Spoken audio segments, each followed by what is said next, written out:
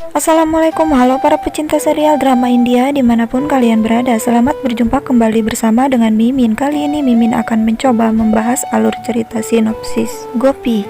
Ahem begitu terkesan dan menyukainya di saat Gopi melayaninya dengan sangatlah baik. Tapi sebelum lanjut ke alur ceritanya, alangkah baiknya kawan semua tekan tombol subscribe, like, komen, dan share. Yuk guys, kita langsung saja ke alur ceritanya. Di episode kali ini nampak terlihat Kokila yang menegur Kinjal karena Kinjal tidak. Kemudian di rumah Urmila, Urmila pun meminta kepada Dawal untuk pergi ke rumah Modi.